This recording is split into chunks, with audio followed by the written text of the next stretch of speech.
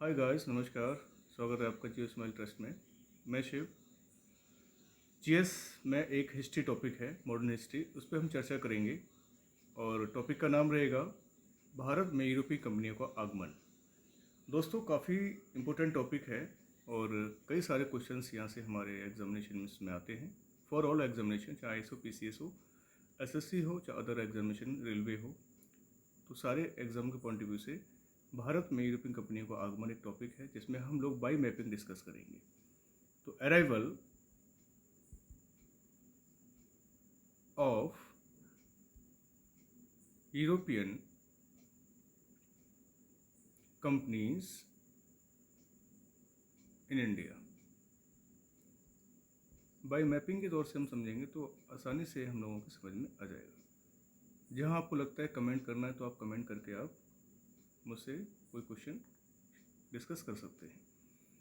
तो हम डिस्कस करेंगे सीक्वेंस वाइज में। सबसे पहले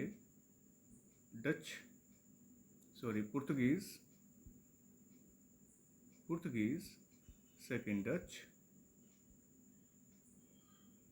थर्ड डेनिस आते हैं, एंड फोर्थ ब्रिटिशर्स,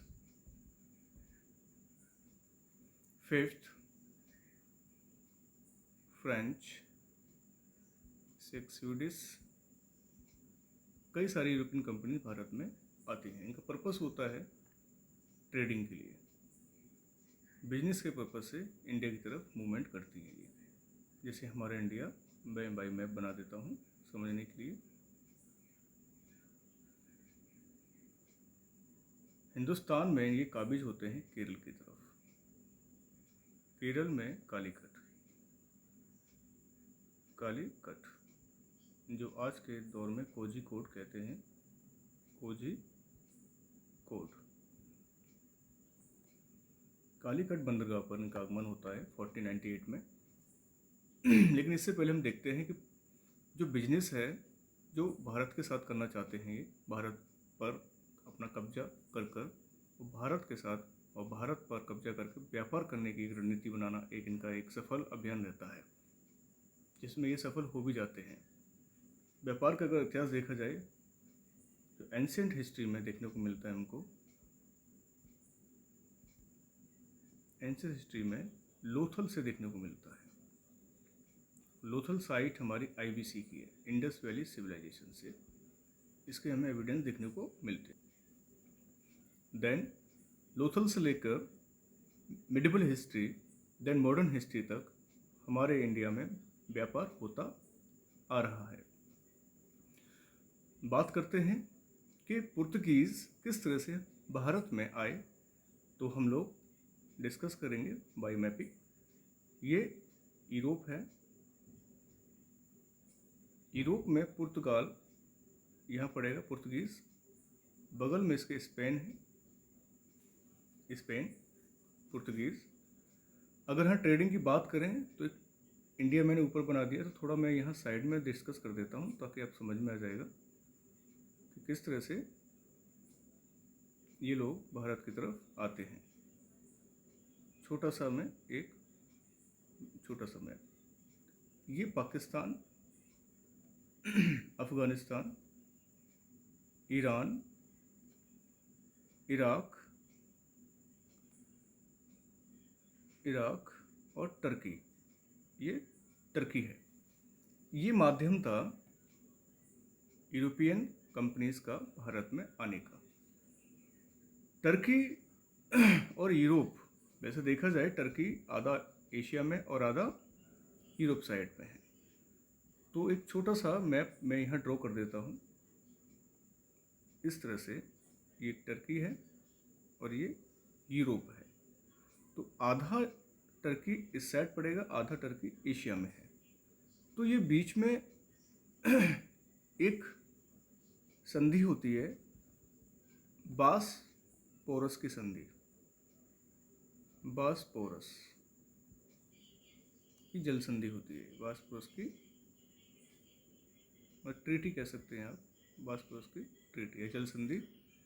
ऊपर ये ब्लैक सी है, ये मरमरा सी है, मरा सागर। मैं दोनों लैंग्वेज में बात कर रहा हूँ, बाइलिंगुअल, कोई टफ नहीं लगेगा। ये पोर्शन मैंने यहाँ से समझा है आपको, ये मैंने यहाँ लिखा हुआ है। ब्लैक सी ऊपर है, ये मरमरा सागर है, बीच में बास पोरस की जल संधि होती है। ये बीच में है टर्की और यूरोप में। तो देखा जाए कि इस तरह से ये बाई मैपिंग के थ्रू भारत में इनका आगमन रहता था। ओके गाइस, ये छोटा सा मैंने एक सीन बता दिया है, क्रिएट कर दिया है, तो आपके दिमाग में रहेगा। और इसके बिल्कुल नीचे अफ्रीका रहेगा, हमारा महाद्वीप अफ्रीका। और थोड़ा मैं इसको इरेज करता हूँ, समझ में आ गया होगा आपके। थोड़ा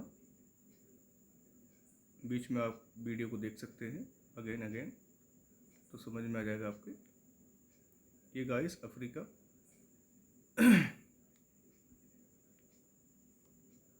और ये आपका रहेगा अरब कंट्रीज। यहाँ आपकी फारस की खाड़ी है, गल्फ ऑफ पर्सियन, तो फारस की खाड़ी, हिंदी में बोल रहा हूँ, कोई दिक्कत नहीं है। ये रेड सी रहेगा, रेड सी। और यहाँ आपका मेडिटेरियन सी देखने को मिलेगा, मेडिटेरियन सी। ये guys basic static GK point of view से भी पूछा जाता है, मेडिटेरियन सी कहाँ पड़ता है, गल्फ ऑफ पर्सियन कहाँ पर है, और रेड सी कहाँ पर है। देखा जाए ये जो रास्ता था, अभी हमने डिस्कस ऊपर किया था, ये वाला यूरोप का, तो यूरोप से तो भी डायरेक्ट व्यापार होता था इनका भारत में। देन अरब कंट्री भी हिंद महासागर से वाया हिंद ओशियन कहाँ पहुँचते थे, हिंदुस्तान में ये पहुँचा करते थे। तो यूरोप कंट्री और अरब कंट्री दोनों ही। लेकिन ऐसा क्या रहा कि दिक्कत आई और ये रास्ता बंद हो गया। क्यों? क्योंकि देखा जाए कि यहाँ पर एक उस्मानिया वंश का शासन था टर्की में।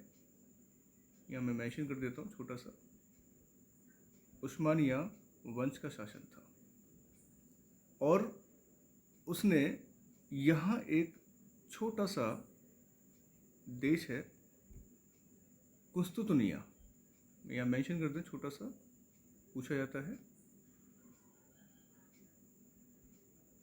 कुस्तुतुनिया। इस कुस्तुतुनिया पर उस्मानियों का राज हो जाता है, मतलब आधिपत्य जमा लेते हैं उस्मानिया, मतलब टर्की कुस्तुतुनिया पर। तो कुस्तुतुनिया को कब्जे में कर लेता है, तो ये रास्ता ब्लॉक हो जाता है ट्रेडिंग के पर्पज से। ये रास्ता बिल्कुल ब्लॉक हो जाता है, ट्रेडिंग नहीं हो पाती है। अगर होती भी है थोड़ा बहुत, तो भारी कर इनके ऊपर लगा दिया जाता था, ताकि हिंदुस्तान के आने के लिए इनको भारी रकम हर्जाना देनी पड़े। और इसी का इफेक्ट अरब के ऊपर पड़ता है। अरब भी देखा दूनी भी व्यापार नहीं कर पाते, क्योंकि वो जब सी रूट से जाएंगे तो इस पर भी कब्जा धीरे धीरे पुर्तगीज़ का हो जाता है, और पुर्तगाली धीरे धीरे भारत पर हुगली, दमनदीप,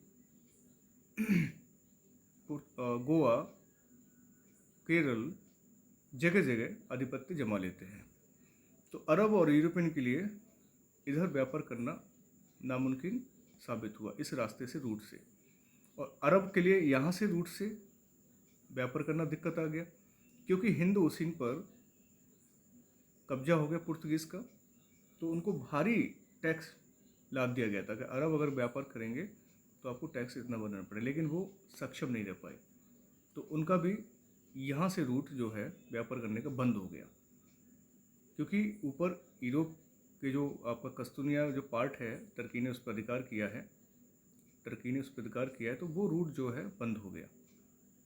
और अरब का उसका इफेक्ट अरब के ऊपर ही पड़ता है, और अरब भी काफ़ी भारी भरकम टैक्स की वजह से भी वो व्यापार करने में असमर्थ हो जाता है। इसलिए इधर जो पुर्तगीज़ क्रिएट होते हैं वो एक इंडिया को खोजने के लिए निकल पड़ते हैं कि हिंदुस्तान को हमें खोजना है और हमको बिल्कुल यहाँ पर मसाले और कॉटन और इंडिगो की बिजनेस करनी है, ट्रेडिंग करनी है। धीरे धीरे पुर्तगीज़ काफ़ी स्मार्ट होते गए और उन्होंने पूरे भारत पर अपनी पॉलिसी थोप दी। तो हम डिस्कस कर लेते हैं पुर्तगीज़ ने किस तरह से खोज की। तो पहले एक डेरा निकला स्पेन से क्रिस्टोफर कोलंबस के नेतृत्व में। क्रिस्टोफर कोलंबस, लेकिन गया तो वो इंडिया को खोजने के लिए, लेकिन वो पहुंच गया अमेरिका। तो अमेरिका में जब उसने देखा अमेरिका है तो अमेरिका द्वीप को उसने खोजा 1492 में। देन उन्होंने वहाँ पर कब्जा किया। पुर्तगीज़ में एक टीम जो इमैनुअल प्रथम का राजदूत था, इमैनुअल प्रथम, याद रखना गाइस, इमैनुअल प्रथम का एक राजदूत था। यहाँ लिख देता हूँ मैं एम्यूनल, हिंदी में लिख दो एम्यूनल फर्स्ट का राजदूत वास्को डी गामा। आप जानते हो गाइस, वास्को डी गामा। पूछा जाए किसका राजदूत था तो आप बता सकते हैं एम्यूनल फर्स्ट का राजदूत था। उसने वास्को डी गामा को भारत को खोजने के लिए भेजा था कि जाएं आप भारत को किसी दूसरे रास्ते से खोजें। तो इमैनुअल फर्स्ट का राजदूत वास्को डी गामा अफ्रीका से बिल्कुल पास से होकर कालीकट बंदरगाह पहुंच जाता है। वैसे पहुंचने के लिए काफ़ी सारे इनको संघर्ष करना पड़ा। 3 जहाज़ लेके चलता है ये पुर्तगाल से, 3 शिप, लगभग 150 लोगों का समूह था, पीपुल्स साथ भी थे इसके, और फाइनली कालीकट पहुंचता है ये। लेकिन इससे पहले क्या होता है, कई रूट के मार्ग खोज ले जाते हैं। कई सारी टीम, कहीं कोई वेस्ट इंडीज़ को खोज लेता है, कहीं इधर इंडोनेशिया खोज लेता है, और कोई इंडोनेशिया पहले ईस्ट इंडीज़ के रूप में जाना जाता था, तो ईस्ट इंडीज़ खोजा, वेस्ट इंडीज़ खोजा, अमेरिका द्वीप खोजा, छोटे छोटे आइलैंड खोजे गए। तो फाइनली इन्होंने केरल पर ये पहुंच गए थे। निकला था वास्को डी गामा 1497 में, और 1498 में हिंदुस्तान को खोज लिया, discover India. Okay guys, basic चीज़ें हैं। अगर एक बार समझ में आए तो आप रिपीट कर सकते हैं, वीडियो को दोबारा देख सकते हैं, कमेंट में पूछ सकते हैं। और बाइलिंगुअल है, बेसिक थोड़ी सी स्पेलिंग और जो इंग्लिश है वो ज़्यादा टफ नहीं है, बहुत इजी है। बाकी मैं सारी बात हिंदी में ही कर रहा हूँ। तो दोस्तों, वास्को डी गामा इस रूट से होकर यहाँ पहुँचता है। लेकिन इससे पहले एक रूट इसको जो रूट का जो ज्ञान होता है वो हेनरी, जो ज्ञान इसको जो मिलता है, नॉलेज, वो द प्रिंस हेनरी से ज्ञात होता है, जिसको हम नेविगेटर भी कहते हैं। नेविगेटर, द प्रिंस हेनरी जो नेविगेटर होता है, इसको काफ़ी नॉलेज होता है। तो इसके मदद से, और एक हिंद ओशियन में, जिसे कहते हैं कि फारस का एक अब्दुल मनिक था सपोर्टर भी, प्लस में अब्दुल मनिक, याद रखना दोस्तों, अब्दुल मनिक ये भी सपोर्ट में था। और इन दोनों की वजह से वास्को डी गामा ने हिंदुस्तान को खोज लिया, क्योंकि द प्रिंस जो हेनरी था वो फिर अफ्रीका तक ही आ पाया था। अफ्रीका तक का रास्ता द प्रिंस हेनरी नेविगेटर के थ्रू पता चला, और आगे का हिंद महासागर की नॉलेज अब्दुल मलिक एक नामक व्यापारी को थी, जो उधर पहुंच गया, केरल तट तक वास्को डी गामा को पहुंचाया गया। तो केरल में डिस्कस होता है, मैं एक छोटा सा मैप यहाँ नीचे बना देता हूँ। तो केरल में आगमन होता है वास्को डी गामा का कालीकट बंदरगाह पर। कालीकट बंदरगाह पर। जब वो 1497 में यहाँ से चलता है और 1498 में भारत की खोज हो जाती है। भारत को खोजा तो पहले ही जा चुका था, ऐसा नहीं, भारत की खोज हो चुकी थी, मतलब भारत तो पहले से ही मौजूद था। खोज और आविष्कार में अंतर होता है, कोई नई चीज़ बनती है वो आविष्कार होता है, और जो कोई बंदा पहली बार पहुंचा है वो एक खोज हो जाती है इसके लिए। तो 1498 में कालीकट बंदरगाह पे पहुंचता है वास्को डी गामा, और यहाँ जमोरिन इसका स्वागत करता है। यहाँ का जो राजा होता है वो जमोरिन होता है दोस्तों। तो बाई मैप थोड़ा हम डिस्कस कर रहे हैं ताकि आपको याद हो जाएगा। 1498 में ही जमोरिन से मुलाकात करके और जमोरिन इनका स्वागत करते हैं, और वास्को डी गामा यहाँ पर अपनी पूरी ताकत के साथ पहली बार नहीं आता है। शुरुआत में वो 1498 में देखने के लिए आता है कि कैसे क्या है, कैसा सी रूट है, कैसे हिंद ओशियन में कैसे कैसे कब्जा है। ये अरेबियन सी है, ये BOP है, बे ऑफ बंगाल है, और ये हिंद ओशियन है, हिंद ओशियन है। तो पहली बार में तो वो बस इन्वेस्टिगेट करने के लिए आता है, ऑब्जर्व करने आता है कि कौन किसके पास कितनी ताकत है। तो अरब के पास ज़्यादा ताकत नहीं थी। यहाँ जैसे मैंने बताया था कि अरब पर भी भारी भरकम डाल दिया गया तो वो कहाँ भी ट्रेडिंग कर पाएंगे, वो भी पीछे हट गए थे। और हिंद ओशियन में अरब के कुछ जहाज़ थे जो सीधे साधे थे, उन पर कोई हथियार नहीं होता था, कोई भी तकनीकी नहीं थी उनके पास, और वो सीधे भारत से व्यापार करते थे पहले अरब, लेकिन भारी भरकम की वजह से वो नहीं कर पाते थे। और हिंद ओशियन पर उनका दबदबा था पहले से, लेकिन पुर्तगाली के आने से अरब को भी पुर्तगालियों ने उनको भगा दिया, और फाइनली उन्होंने वास्को डी गामा ने हिंद ओशियन पर और कालीकट केरल पे धीरे धीरे पूरे इंडिया में अपने उपनिवेश स्थापित किए।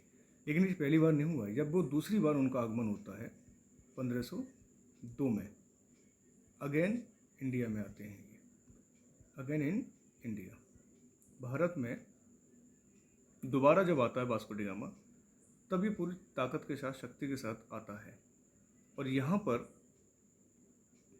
व्यापार करता है एक आने का, और अपने यूरोप में एक आने का यहाँ से व्यापार करेगा। और यूरोप में मैं थोड़ा सा यहाँ बना दूँगा गाइस, ऊपर आप देख लीजिएगा, यूरोप में 60 आने का मुनाफा करता था, मैं 60 गुना मुनाफा। क्यों? क्योंकि यूरोप में नॉन वेज ज़्यादा रहता था, नॉन वेज, इसलिए मसालों की डिमांड ज़्यादा थी। बहुत सारे लोग वहाँ पर नॉन वेज खाते थे, और बहुत काफ़ी टेम्परेचर डाउन रहता है, इसलिए लोग वहाँ के नॉन वेज ज़्यादा पसंद करते हैं। और नॉन वेज पर मसाला डाला जाए और स्वाद के लिए, एक डिलीशियस टेस्ट के लिए वो लोगों ने भारत की खोज कर डाली। कई साल लगे इनको खोज करने, ऐसे नहीं कि एक साल में ही वास्को डी गामा 97 से 98 पहुँच गया। 1492 और लगभग 1490-86 से भी ट्राई किया गया। वैसे देखा गया कि मैंने अभी डिस्कस किया ऊपर कि कस्तूरनी पर अधिकार कर लिया गया था, तो ये व्यापार ऑलरेडी यहाँ पर 1453 में बंद हो गया था इनका साथ। व्यापार तो पहले से शुरू होता रहा था, लेकिन 1453 में फाइनली बंद हो गया था व्यापार करना, और इस तरह से भारत के साथ व्यापार करना इस रूट से तो बंद हो गया था, क्योंकि टर्की का पूरी तरह से उस्मानी वंश का कस्तूतनिया पर अधिकार हो गया था, और कस्तूतनिया जो पड़ता है आपके यूरोप में, तो ये मार्ग जो है बिल्कुल बंद हो गया था। ये वाला दोस्तों याद रखना, ये मार्ग बिल्कुल बंद हो गया था 1453 में। 1453 से लेके ये खूब कन्फ्लिक्ट कर रहे थे, संघर्ष कर रहे थे कि हम कैसे जाएं, किस तरह से निकलें, और कैसे हम भारत पर या भारत की खोज करें, और भारत के साथ मसालों का और अन्य वस्तुओं का हम लेन देन कर पाएँ। तो जमोरिन के नाम से ही एक राजा था, वो डिस्कस हम लोग कर चुके हैं। यहाँ पे एक आना डिस्कस होता था, पहले हम बात करते 4 आना, जैसे 25 पैसे होते थे, आपको गाइस पता होगा। और जो आपके 8 जो आने होते थे वो एक 50 पैसे होते थे, 16 आना 1 रुपये, वही एक आना होता है करेंसी। इस तरह से वास्को डी गामा ने धीरे धीरे कालीकट पर और उसके सारे साथियों ने ऊपर तक राज कर लिया। इसके बाद वास्को डी गामा ने फर्स्ट पुर्तगीज़ गवर्नर अपॉइंट किया, first Portuguese governor.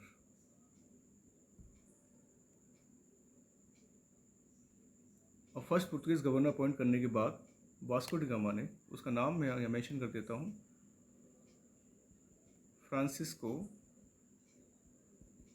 De Almeida, याद रखना गाइस, फ्रांसिस्को डी अल्मीडा को अपॉइंट करते हैं 1505 से लेकर 1509 9 तक इनका पीरियड रहता है। फ्रांसिस्को डी अल्मीडा ने एक पॉलिसी कंडक्ट की, blue water policy guys, blue water policy. क्यों? क्योंकि ब्लू वाटर पॉलिसी मतलब नीले जल की नीति। हिंद ओशियन में पूरी तरह से पानी के जहाज उतार दिए थे फ्रांसिस्को डी अल्मीडा ने। पहला पुर्तगीज गवर्नर होता है फ्रांसिस डी अल्मीडा, कई बार पूछा जाता है। इसका जो समय काल होता है वो ये रहता है 5 से 15 दिनों में, और ब्लू वाटर पॉलिसी ये कंडक्ट कर देता है। अब ब्लू वाटर पॉलिसी जब कंडक्ट करता है तो इसका अर्थ होता है कि हिंद महासागर पर दबदबा फ्रांसिस डी अल्मीडा को हो जाता है, और अरबियन सी भी कनेक्ट हिंद ओशियन से है, और बे ऑफ भी हिंद ओशियन से कनेक्टेड है। और अरबियन सी के थ्रू जो अरबियन थे वो अरेबियन व्यापार करते थे अरबियन सी के थ्रू। तो फ्रांसिस्को डी अल्मीडा ने अरबियन जो अरब थे व्यापारी उन पर अपना दबदबा दिखाया और उनको डिफीट कर दिया, और पूरी तरह से अरब सागर पर और हिंद महासागर पर पुर्तगाली का कब्जा हो जाता है। इसलिए इसे कहते हैं ब्लू वाटर पॉलिसी। वो अपने जहाज़ पानी के यहाँ उतारते हैं ताकि अपना माल इसमें भर सकें, पानी के जहाज़ इसमें, और सीधे यूरोप की तरफ ले जाएं। तो फ्रांसिस डी अल्मीडा का पहला पॉइंट बहुत इंपॉर्टेंट रहता है, ब्लू वाटर पॉलिसी। मैंने समझा दिया किस तरह से इन्होंने दबदबा स्थापित किया था। देन सेकंड गवर्नर आता है, second Portuguese governor Alfonso de Albuquerque. Alfonso de Albuquerque guys, इसका जो टाइम पीरियड रहता है 1509 से लेकर 1515 तक रहता है। याद रखना गाइस, ज़रा कोई टफ नहीं है, बहुत बेसिक टर्म्स हम बता रहे हैं, और डेप्थ में मैं ज़्यादा बात नहीं कर रहा हूँ। थोड़ा बहुत इतना तो आपको याद रखना पड़ेगा, पढ़ना पड़ेगा। Second Portuguese governor Alfonso de Albuquerque, जिसका टेन्योर रहता है 1509 टू 1515 तक। इसका जो काम होते हैं, इसने पहले 1510 में गोवा को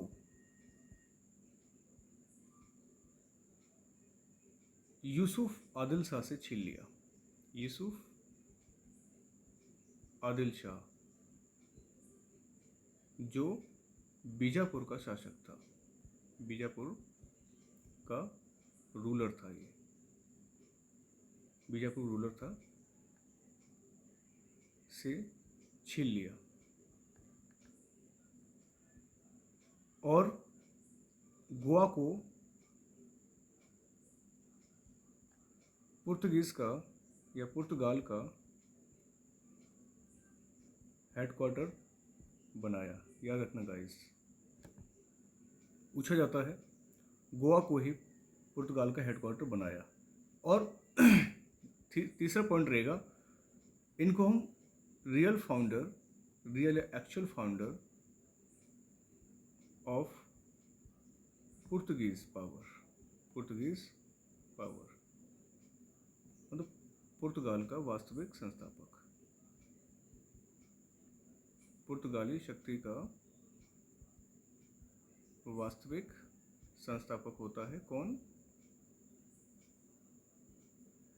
अल्फांसो डी अल्बुकर्क गाइस, याद रखना, अल्फांसो डी अल्बुकर्क पुर्तगाली का वास्तविक संस्थापक। क्यों? क्योंकि इसने विवाह नीति भी चलाई, मैरिज पॉलिसी भी चलाता है। कैसे?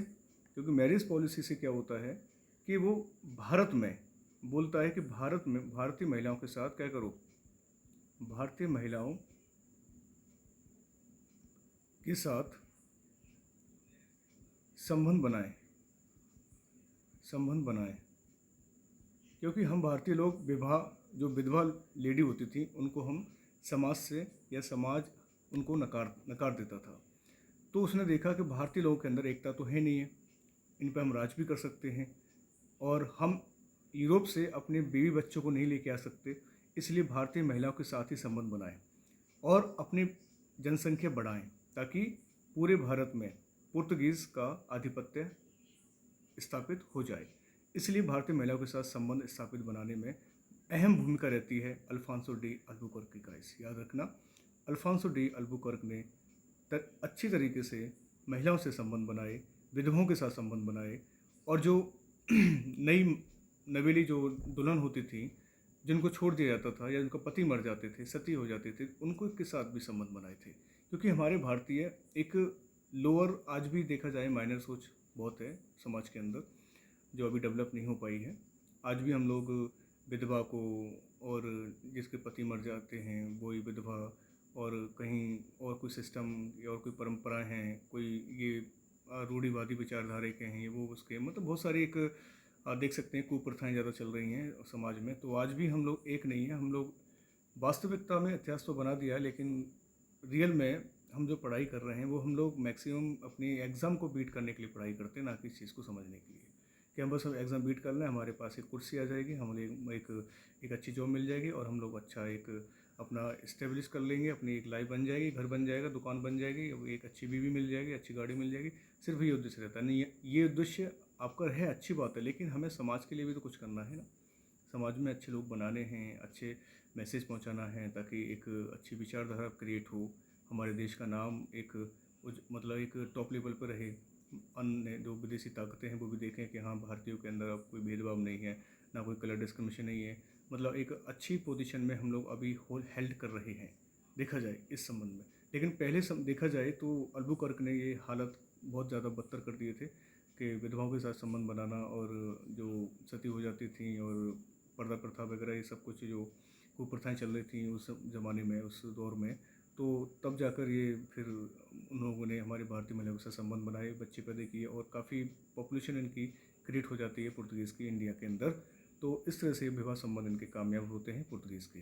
तो अल्बुकर्क ने देखा जाए मलक्का पर भी इन्होंने अपना अधिकार जमा लिया था। मलक्का पर अधिकार, आप जानते हैं मलक्का कोई पोर्शन होता है, जैसे कि अभी जो श्रीलंका का मुद्दा चल रहा है, श्रीलंका जो चाइना का जहाज़ आया है, जासूसी जहाज़, वो मलक्का संधि से होते हुए श्रीलंका पहुंचा है हम्बनटोटा द्वीप पर। हम्बनटोटा एक बंदरगाह है जो लीज पर दे रखा है चाइना ने 99 ईयर्स के लिए। चाइना को वो लीज पर दे रखा है श्रीलंका ने 99 ईयर्स के लिए चाइना को। लेकिन फिर क्या कर सकते हैं, वो मना करने के बावजूद भी हम्बनटोटा पर 22 अगस्त तक डटा हुआ है। और एक जासूसी जहाज़ है, कहते हैं कि 750 किलोमीटर फ्रीक्वेंसी है उसकी, जो कि सारी मिलिट्री अलायंस या खुफिया और रिसर्च सेंटर हमारे तटीय राज्यों पर तो है ही है। तो वो सारी चीज़ें वो कैप्चर करने में, और उसकी फ्रीक्वेंसी इतनी अच्छी है कि वो आराम से, हम जब कोई छोटी मोटी बात करेंगे, यहाँ तक कि जो मैं टीच कर रहा हूँ ये भी वो कैप्चर करने की क्षमता रखता है। तो देखा जाए वही मलक्का की जगह मैं डिस्कस कर रहा हूँ। तो वो मलक्का पर अधिकार अल्बुकर्क ने कर लिया था। साथ में हरमुज पर भी अधिकार किया था। हरमुज जो अभी मैंने बात किया था कि ये आपके फारस की खाड़ी पर की तरफ पड़ेगा, तो हरमुज पर भी अधिकार किया था। तो गाइस, ये हमारे जो पुर्तगीज से संबंधित एक टॉपिक था, और इनकी पुर्तगाल के जो कंपनी का नाम था वो एस्तादो दा इंडिया था। कई बार पूछा जाता है, एस्तादो दा इंडिया, ये पुर्तगीज की कंपनी का नाम है, एस्तादो दा इंडिया। आप थोड़ा गाइस याद रखना, 1503 1505 तक। और पहली जो कंपनी जो खोली थी इन्होंने, ये आपकी कोची रहेगी, कोची में इस्टेब्लिश की थी। देन धीरे धीरे अगर देखा जाए, एक सिनेरियो कह रहा था, नोट करके हम डिस्कस कर सकते हैं कि कहाँ कहाँ पर इन्होंने अपना डोमिनेटेड पावर इस्टेब्लिश किया था। तो dominated power established at India. तो विच प्लेसेस आर, तो कुछ प्लेसेस इस प्रकार हैं, जैसे नंबर 1 केरल, नंबर 2 मुंबई, जिसे आप बम्बई, पहले बम्बई कहते थे, number 3 Damandeep, number 4 Dadar Nagar Haveli, number 5 Goa, number 6, धीरे धीरे ये लोग फैलते ही चलेंगे, 7 मद्रास। इस तरह से लोग धीरे धीरे फैलते चलेंगे। लेकिन इनका जो कॉन्फ्लिक्ट होता है वो डचों के साथ होता है। मतलब 100 साल तक, लगभग 100 साल तक कोई भी शक्ति नहीं टकराती इनसे, और जो भी शक्ति टकराती है वो फिर 100 साल बाद, लगभग 100 साल बाद डच का कन्फ्लिक्ट रहता है पुर्तगीज़ के साथ। और डच की बात हम दोस्तों नेक्स्ट वीडियो में करेंगे। यहाँ तक अगर कुछ आपको डाउट रहता है, कोई प्रॉब्लम आता है, कोई आपको सिनेरियो समझ में नहीं आता, तो आप मुझे कमेंट करके डिस्कस कर सकते हैं किस तरह से। एक ब्रीफ में मैंने एक शॉर्ट वीडियो बना दिया है, आप प्लीज़ मुझे बताइएगा किस तरह का इसमें संशोधन करना है या कुछ कंटेंट इसमें और डालना है। वैसे सारे मैंने इसमें लिख दिए हैं जो इम्पोर्टेंट हैं। वनडे एग्ज़ाम के लिए तो वेरी वेरी इंपॉर्टेंट रहेगा, और आपके जो अदर PCS एग्ज़ाम्स के लिए हैं वो बेस्ट का बेस्ट रहेगा इसमें। तो थैंक यू गाइस, आज इतना ही करते हैं। नेक्स्ट पॉइंट पे हम डिस्कस करेंगे डच के बारे में। Thank you so much.